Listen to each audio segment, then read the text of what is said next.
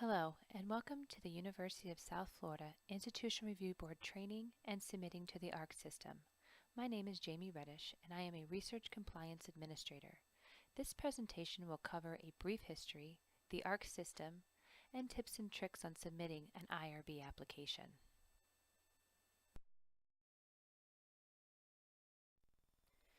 The Human Subject Protection Program, HRPP, supports the University of South Florida's dedication to excellence by promoting the rights and welfare of human subjects who participate in research conducted at or by USF or any USF affiliates, regardless of funding. Our affiliates include the James A. Haley Veterans Hospital, Moffitt Cancer Center, Tampa General Hospital, and Bayfront Health Systems. The USF IRB is AHRP accredited. This is the gold standard of research compliance.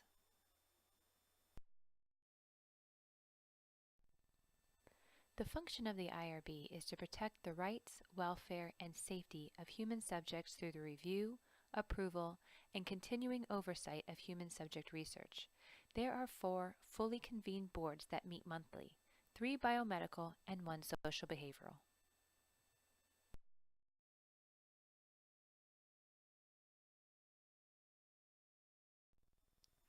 The USF IRB ensures that research involving human participants is conducted following the ethical principles outlined in the Belmont Report, which we will briefly go over in the next slide, as well as the regulations set forth by the Department of Health and Human Services, the Food and Drug Administration, the Department of Veterans Affairs, as well as the policies and procedures of the USF HRPP program.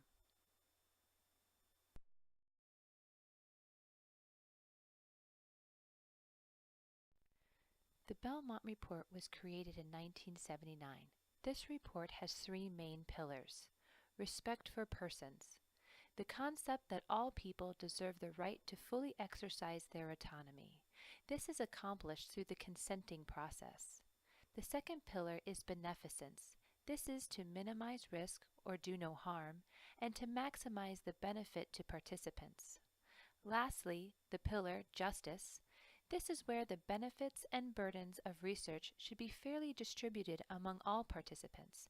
It's worth noting that although these are concepts, the IRB application asks specific questions that are in direct relation to these pillars found in the report.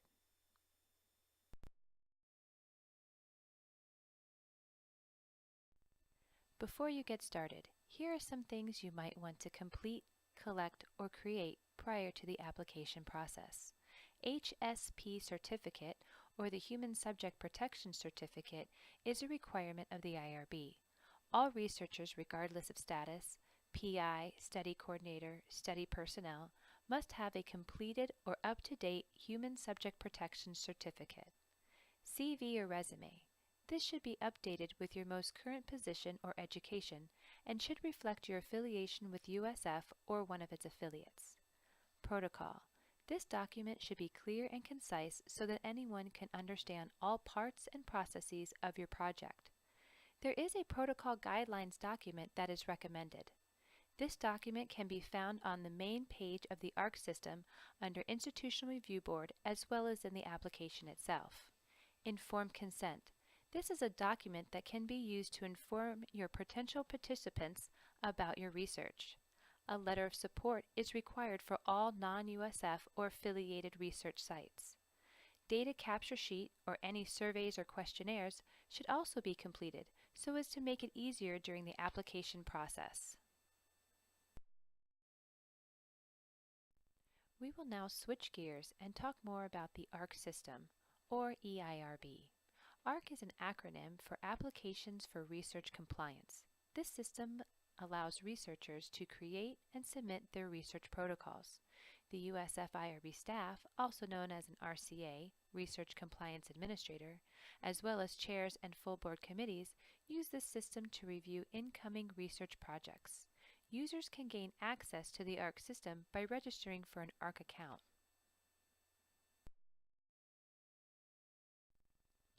Here is a screenshot of the ARC homepage. On the left side, you will see Institutional Review Board. When selecting this action button, you will see a drop-down menu. Here's where you'll find the USF HRPP policies and procedures, as well as supporting documents that are useful when submitting an application. On the right side of the page, you will see Need an Account. You will use this activity button to register for an ARC account. You must register prior to starting an application. You will then return to the home page to gain access to all your applications or subprojects by logging in. We will discuss subprojects later in the presentation. If you experience issues when registering or signing into your account, please use the contact information found in the bottom right corner for the ARC Help Desk. They are an excellent resource for navigating the system. Here is a screenshot of your personal home page. In the upper left-hand corner, in the maroon box, you will be able to see the progress of your application. This will change as the application moves through the approval process. The buttons in the bottom left corner contain all the activities that will be necessary for creating and submitting an application. The middle of the page will have the details of all your projects, the IRB number, the name of your project, the date modified, and so on. Here are some tips when navigating the application. On the upper left side, you will see a back button. This will allow you to move backwards through the application. Please note, when completing a page, please remember to select Save before you hit the back button. Otherwise, you will lose the information on that page. Conversely, on the upper right side of the page, when you select Continue, the application will automatically save the information. The upper middle area of the application has Save, Exit, Print, but most importantly, the Jump To menu. This is a drop-down menu that will show you all sections of the application and allow you to jump to a section you wish to access. When viewing this drop-down menu, the bold black sections contain questions that are specific to your project. The grayed out sections indicate they do not contain required information. It is important to note that the application is considered a smart form. How you answer certain questions will allow you access to different parts of the application. If you select correctly or consistent to what is in your protocol, the correct corresponding questions will be accessible. If you select different than what is being conducted in your project, you may be accessing questions that are not appropriate to your study.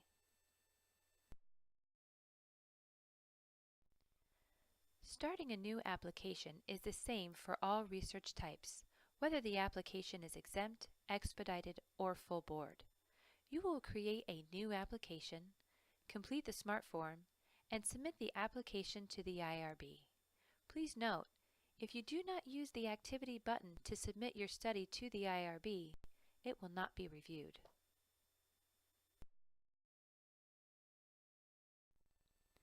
Human subject determination.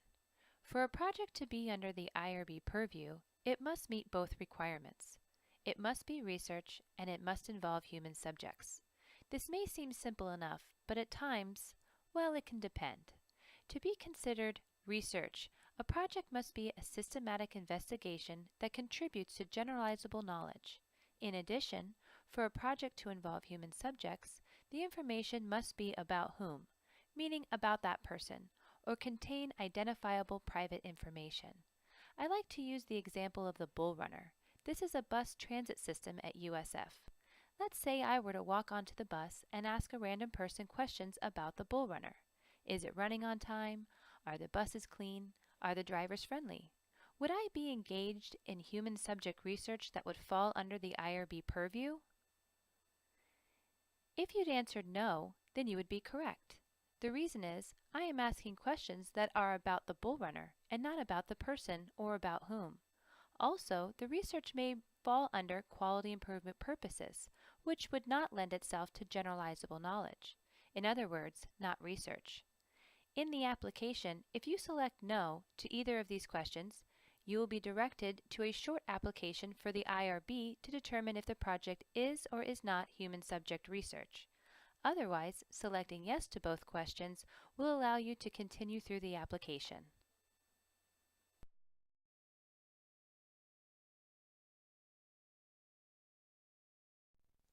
Study locations can be here at USF, one of USF affiliate sites, and off-site.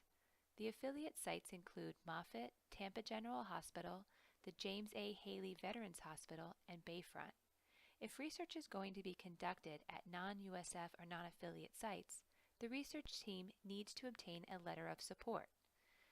The letter of support should include a statement that the site administrator has reviewed the research and has found it appropriate for the population of that facility, a statement allowing the investigator to conduct that research activity on site, and if applicable, indicating that there are appropriate resources available to conduct the research, contact information for an individual who will represent the facility in matters related to the conduct of human subject research, and a statement that based on the risks associated with the research, there are adequate provisions to handle unanticipated problems or adverse events. The IRB only recognizes two types of risk: minimal risk, where the type of research that would be experienced or encountered could also be encountered in a person's daily life. Examples of possible minimal risk studies include a blood draw, survey or questionnaire, and recordings. These are only to name a few. Greater than minimal risk studies are just that. They are greater than that which would be experienced in normal daily life for a participant population.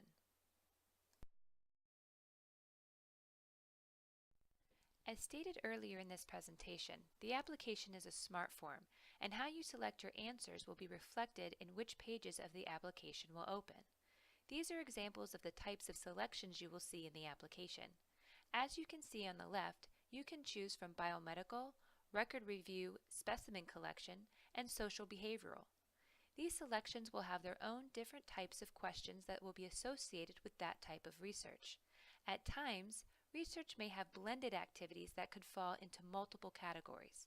For example, a study could have a biomedical aspect, such as a blood draw, and a questionnaire that could fall under social behavioral. Not to worry, the application does have similar questions to handle these types of studies. On the right side, you will see exempt, expedited, and full IRB review. Exempt and expedited studies will fall under the minimal risk category. A study that falls under the full IRB review will typically be considered greater than minimal risk.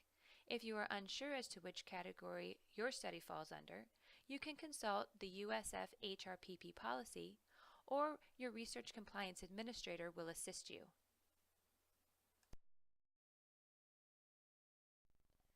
If you select social behavioral for your application, these are the types of research activities that you will find. Items that you would not find if you were to select biomedical would be audio and visual recordings and deception. Research activities that you will find in both social behavioral and biomedical are record review, specimen collection, surveys, and questionnaires. As you make the selections that are consistent with your research, different parts of the application will open, allowing you to answer questions associated with that activity.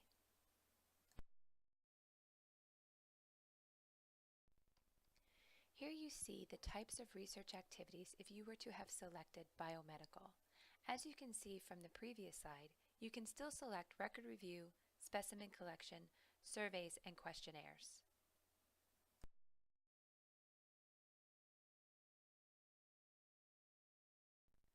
There can be a variety of different types of vulnerable populations. The IRB makes determinations on these three types: prisoners, pregnant women, and children. Special protections must be put into place to protect vulnerable populations during research. When considering the population for your research project, be aware that there might be additional questions or activities that might be associated with that vulnerable population. For example, when working with children, a researcher must consent the parent of the child as well as assent the child participant. Knowing the requirements when working with these populations can save you some time when completing your application. Things to know before you get started on your application. We will go over just a few of them.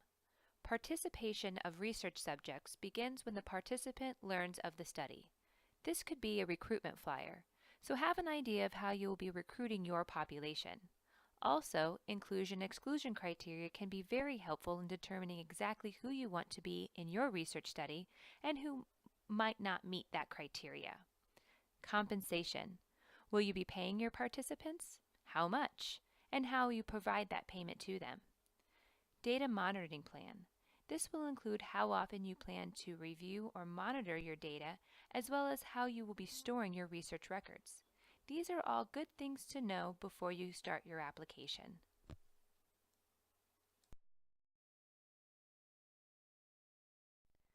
The informed consent process is just that, an ongoing process of participants' willingness to participate in research. As a researcher, you might need to ask your participants if they are still interested in volunteering for your study, if that is applicable. Research begins when the participant first learns of the study and continues throughout participation. The IRB requires to see recruitment materials, such as a flyer or poster, that a potential participant might see. There are requirements that are included on recruitment materials. I direct you to the USF HRPP policy to find out more information. The investigator must explain all aspects of the research, answer any questions. I suggest asking open-ended questions, leaving the room for the participant to read the consent form and/or reading the consent form to the participant.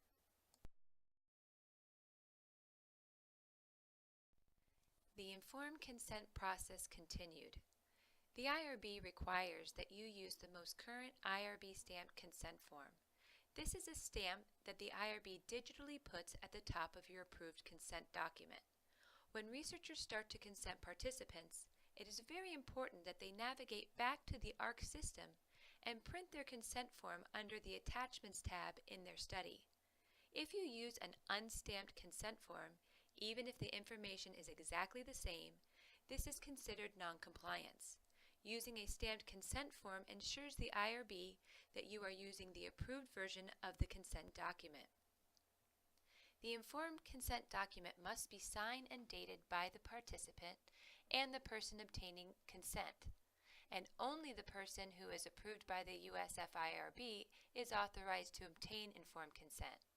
At continuing review, the IRB will require that you upload the last 2 signed consent forms. This is when the IRB will verify that the correct consent is being used.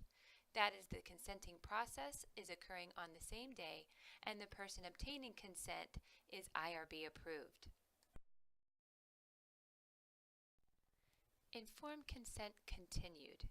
The investigator should keep the original informed consent document and give a copy to the participant. This will allow for the participant to go back later and review anything that is associated with the study, or the ability to contact the PI for any reason. The burden to determine if a potential subject comprehends the information rests with the investigator. There are 2 different ways a researcher might obtain informed consent, either through the consenting process or requesting a waiver. There are 2 different types of waivers, a waiver of documentation and a waiver of process. Starting with the waiver of documentation, it's just that. The researcher does not gain physical signature from the participant. There are 2 common examples where requesting a waiver of documentation would apply. Example 1, if there were an online survey where it would be impossible to receive a participant's signature, a PI might request a waiver of documentation. Example 2, the data gathered for the research is so sensitive and the only identifier linking the participant to the study would be their name on the consent form. This is where a researcher might request a waiver of documentation. It is important to note that with the waiver of documentation, the consenting process is still in place. When a researcher is requesting a waiver of process, the research is not gaining signed consent or going through the consenting process. This is where a participant is not aware that their information is being included in a research study. Common studies include a retrospective record review. If requesting either type of waiver, you will need to justify to the IRB why it is not practical to gain consent from the participant.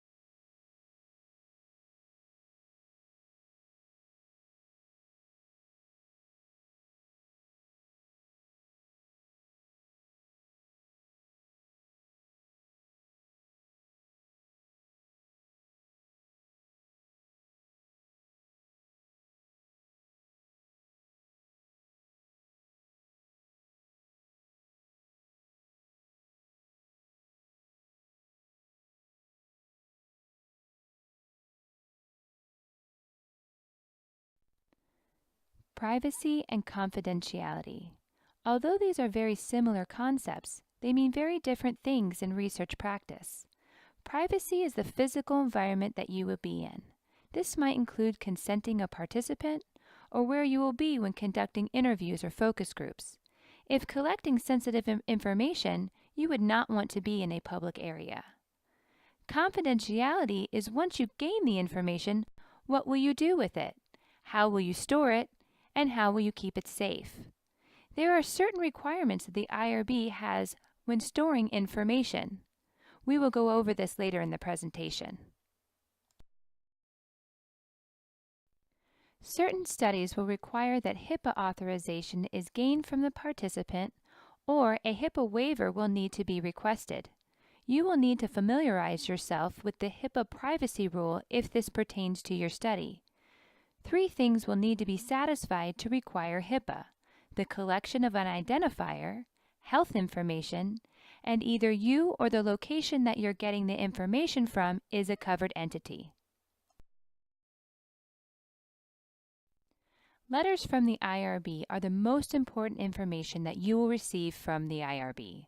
They contain all the information that is pertinent to your specific study. Many researchers receive the email notification that their application has been approved, but failed to read their approval letter. Many times, information is missed and non-compliance might occur. For example, the approval letter informs the researcher to only use the USF stamped consent form and where to find it. This is a very common mistake. The letter will also display your approval period for when you will need to submit a continuing review the following year. Other examples that may be contained in an approval letter is the requirement to reconsent subjects, or to submit an amendment, or even a reportable event. So please, read your approval letter.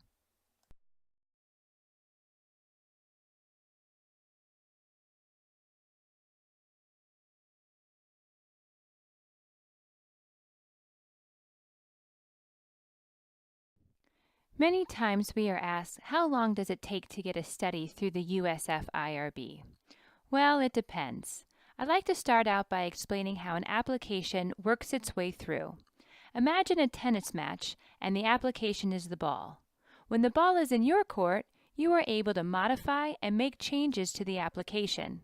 Then you hit the ball, or application, into a department review. This is where the application will go through a scientific review. Once approved by the designated department, it then comes to the IRB. The application is then reviewed by a research compliance administrator, or someone like myself, to see if all the federal regulations, state and local laws, and the HRPP policy is being met. More often than not, the RCA will need to hit that ball back into your court for revisions.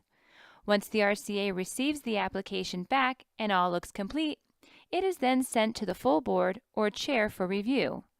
They might have requested revisions also, but if not, then on to approval. The number one thing that assists in the process time of an application is you, the researcher. Once the researcher receives notification that there are requested revisions, go into the ARC system, make the revisions, and send back to the IRB. Requested revisions or additional information is sent via reviewer note. As noted in the previous slide, once the notification to the researcher is received, they will then correct the SMART form, respond to the reviewer note, and submit back to the IRB for review. It is very important to take this last step. Just exiting out of the application will not send the application back to the IRB. So please be sure to take that extra step and hit the radio button that sends the application back. An unsubmitted application is an unreviewable one. The ARC application has several subprojects that you may need to access in the course of your research. A continuing review application for expedited and full board studies needs to be submitted 45 days in advance of the study's expiration date. A personnel change request is a fast and easy way to add and remove study personnel from the application. Principal investigators cannot be added or removed via a personnel change request. The amendment process is for when there is a change to the currently approved study. It is important to note that an amendment and a continuing review cannot be opened at the same time. If there is a major change to your study and the continuing review is also due, a researcher will need to decide which needs to be submitted first.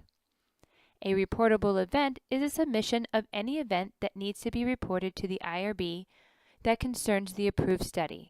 This can be anything from a data safety monitoring report to an unanticipated problem. A reportable event can be submitted at any time, regardless of other open subprojects.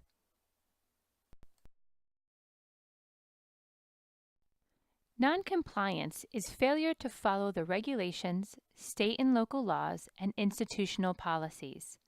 Common but avoidable noncompliance issues range from the use of an unstamped consent form, over-enrollment, lapse in IRB approval, or a violation of non-study members obtaining informed consent.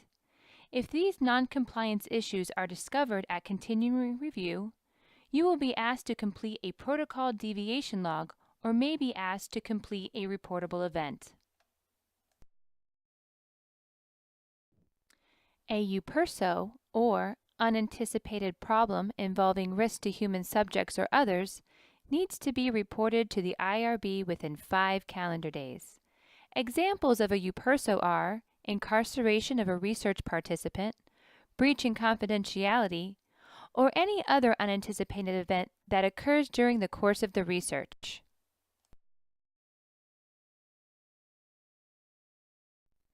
Here are some tips and tricks that might help you during the application process. Please locate and access the USF HRPP Policies and Procedures document. This document is a great tool for finding answers quickly for research-related questions. The ARC Sandbox is a tool that you can access that looks exactly like the IRB application but has no connection to you or your research.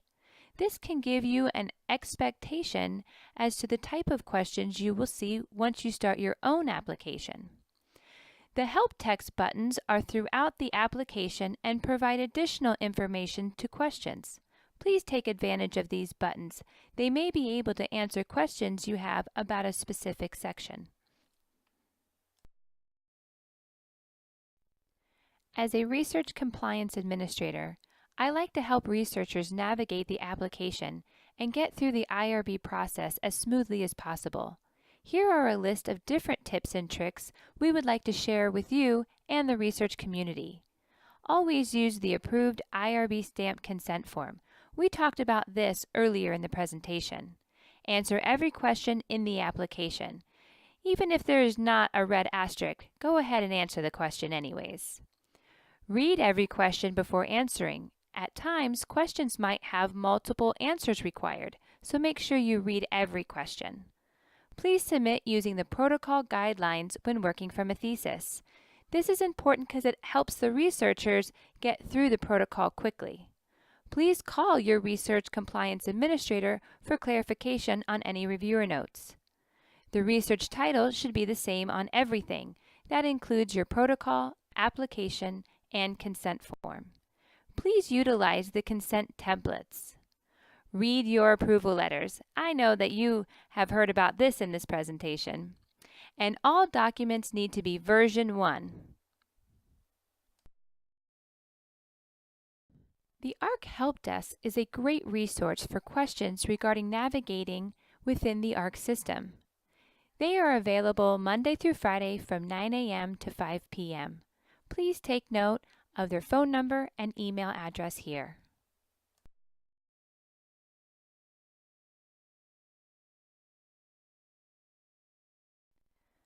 On behalf of the USF Institutional Review Board, I would like to thank you for viewing this presentation. Please feel free to contact us with any questions you might have regarding your IRB application.